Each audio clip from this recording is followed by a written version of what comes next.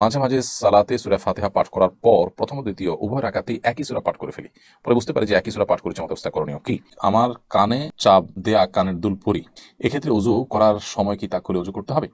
High commode ব্যবহার করার ক্ষেত্রে কোমরের উপরে নাপাকি যেমন পেশাব ইত্যাদি লেগে যদি শুকিয়ে যায়, কেউ যখন ব্যবহার করবে তা যদি না দেখতে পায় অবস্থায় ব্যবহার করলে নাপাকি লাগবে কিনা এবং নামাজ হবে কিনা? দীর্ঘদিন ইমামতি করার পর অবসর নেওয়ার সময় মসজিদ কর্তৃপক্ষ থেকে রাজকীয় সম্বর্ধনা দেওয়ার প্রচলন শুরু হয়েছে। গাড়ির বহর দিয়ে বাড়ি পর্যন্ত পৌঁছে দেওয়া হয়। মানুষ বিষয়টাকে সাধুবাদ জানাচ্ছে। আমার প্রশ্ন হলো, এটা বেদাতে পরিগণিত হবে কিনা? হাই কমোড ব্যবহার করার ক্ষেত্রে কোমরের উপরে নাপাকি যেমন পেশাব ইত্যাদি লেগে যদি শুকিয়ে যায়, কেউ যখন ব্যবহার করবে তা যদি না দেখতে পায় অবস্থায় ব্যবহার করলে নাপাকি লাগবে কিনা এবং নামাজ হবে কিনা?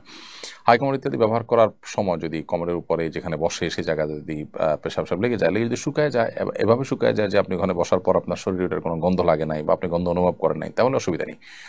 আর যদি গন্ধ লাগে আপনার শরীরে, সেটার আলামত থাকে, তাহলে সেক্ষেত্রে সেটা আপনাকে ধুইতে হবে। এই জন্য ভালো হয় এই জায়গাগুলোকে খুব ফ্রেশ করে তারপরে বসা, যদি পাবলিক প্লেস হয়, এমনকি ঘরবাড়িতেও যদি থাকে, সেগুলোকে পরিচ্ছন্ন করে রাখা। আর আসলে এই যে পশ্চিমা পদ্ধতি, এটা আসলে একে তো আনহেলদি পদ্ধতি, অস্বাস্থ্যকর। পায়খানা মানুষের ক্লিয়ার হয় না, নানান রকমের রোগ এখান থেকে তৈরি হয়, সে সাথে এখানে অপরিচ্ছন্নতার ব্যাপারটাও রয়েছে। বিধায় এটা অ্যাভয়েড করতে পারলে ভালো, কিন্তু যদি কেউ করেন তাহলে সেক্ষেত্রে অবশ্যই এদিকটা খেয়াল রাখতে হবে যে নাপাকিতে থাকলে এটা পরিষ্কার করে বসবেন। যদি শুকিয়ে যায় এবং বসার ফলে সেখানে নিজের শরীরে সেটা কোনো আলামত, দুর্গন্ধ ইত্যাদি না লেগে থাকে, তাহলে অসুবিধা নেই। দীর্ঘদিন ইমামতি করার পর অবসর নেওয়ার সময় মসজিদ কর্তৃপক্ষ থেকে রাজকীয় সম্বর্ধনা দেওয়ার প্রচলন শুরু হয়েছে। গাড়ির বহর দিয়ে বাড়ি পর্যন্ত পৌঁছে দেওয়া হয়। এছাড়া অনেককে এককালীন টাকাও দেওয়া হয়। মানুষ বিষয়টাকে সাধুবাদ জানাচ্ছে। আমার প্রশ্ন হলো, এটা বেদাতে পরিগণিত হবে কিনা? দেখুন, এরকম রাজকীয় সম্বর্ধনা দেওয়া ইমাম সাহেবকে, এটা মৌলিকভাবে কোনো বেদাতের মধ্যে পড়বে না, কারণ এটাকে মানুষ শরীয়তের কোনো ছাঁচের মধ্যে ফেলে এটাকে ফরজ, ওয়াজিব, সুন্নাত, মুস্তাহাব বা এই টাইপের কোনো কিছু মনে করছে না। যে কোনো ভালো কাজের পর তার বিনিময় দেওয়া, তার কৃতজ্ঞতা প্রকাশ করা, এটা তো কোরআন এবং হাদিস দ্বারা সমর্থিত বিষয়। যে ব্যক্তি ভালো কাজ করবে বা কোনো কোনো কল্যাণ কাজ সাধন করবে, তার সে কল্যাণ কাজের স্বীকৃতি আমরা দিব, তাই না? মাল্লাম ইয়াশকুরিল্লাহ আসলাম ইয়াশকুরিল্লাহ, যে ব্যক্তি মানুষের শুকরিয়া আদায় করলো না, সে আল্লাহরও শুকরিয়া আদায় করেনি। সো একজন ইমাম সাহেব এতদিন কাজ করেছেন, তার প্রতি কৃতজ্ঞতা আপনারা আদায় করলেন, এটা মৌলিকভাবে তো প্রশংসনীয় কাজ। এখন কৃতজ্ঞতা আদায়ের যে পদ্ধতি, মুখে কৃতজ্ঞতা আদায় করা, তাকে হাদিয়া তোহফা দিয়ে স্মরণীয় করে রেখে তার কৃতকর্মের স্বীকৃতি দেওয়া, কৃতজ্ঞতা আদায় করা, এগুলো সবগুলোই কৃতজ্ঞতার শামিল। শরীয়ত আমভাবে যখন কৃতজ্ঞতা আদায় করতে বলেছে এবং তার কোনো পদ্ধতি ফিক্স করে দেয়নি, সো শরীয়তের নিষিদ্ধ কোনো কিছু না হয় এরকম যে কোনোভাবে আমরা তার কৃতজ্ঞতা আদায় করতে পারি, সেই হিসাবে এটি কোনো বেদাতে পরিগণিত হবে না, বরং এটি একটা ভালো প্র্যাকটিস বলে আমি মনে করি। মাঝে, মাঝে সালাতে সূরা ফাতিহা পাঠ করার পর প্রথম ও দ্বিতীয় উভয় রাকাতেই একই সূরা পাঠ করে ফেলি। পরে বুঝতে পারি যে একই সূরা পাঠ করেছি, আমার অবস্থা করণীয় কি?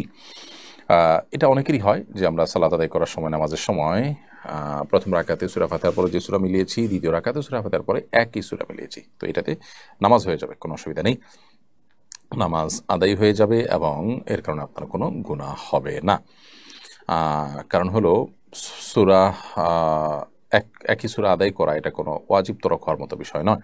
তবে এটা অবশ্যই ইচ্ছাকৃতভাবে করা অনুত্তম, কারণ নবী করিম সাল্লাল্লাহু আলাইহি ওয়াসাল্লাম এটি করতেন না। তিনি প্রথম রাকাতে যে সূরা বা কেরাত পাঠ করতেন, দ্বিতীয় রাকাতে তার চেয়ে ছোট এবং ক্ষুদ্র সূরা পাঠ করতেন, অর্থাৎ ভিন্ন সূরা পাঠ করতেন। এটাই তার সুন্নাহ। বিধায় এটা ইচ্ছাকৃত করা অনুচিত হবে, করলে অনুত্তম হবে, সুন্নাহর খেলাফ হবে, আর ভুলে হয়ে গেলে নামাজ হয়ে যাবে, কোনো অসুবিধা নেই। আমার কানে চাপ দেয়া কানের দুল পরি। এক্ষেত্রে উযু করার সময় কি তা খুলে উযু করতে হবে? চাপ দেয়া কানের দুল পরেন আপনি, হয়তো সম্ভবত টিপ কানের দুল পরার কথা বলেছেন। তো এখানে উযু করার সময় আপনার হালকা একটু নাড়া দেওয়ার মতো ব্যবস্থা থাকলে একটু নাড়া দিবেন, বাস। নিশ্চয়ই একটু নড়ার মতো ব্যবস্থা থাকবে, তাতে একটু নাড়া দিবেন, তাতেই চলবে ইনশাআল্লাহ। খুলেই প্রত্যেকবার আপনাকে উযু করতে হবে, এটা জরুরি না। আর যদি এত টাইট থাকে যে আসলে সেটা কোনোভাবে মুভ হয় না, ফিক্স হয়ে থাকে, তাহলে সেক্ষেত্রে আপনার এ ধরনের গহনা খুলে তারপরে উযু করতে হবে।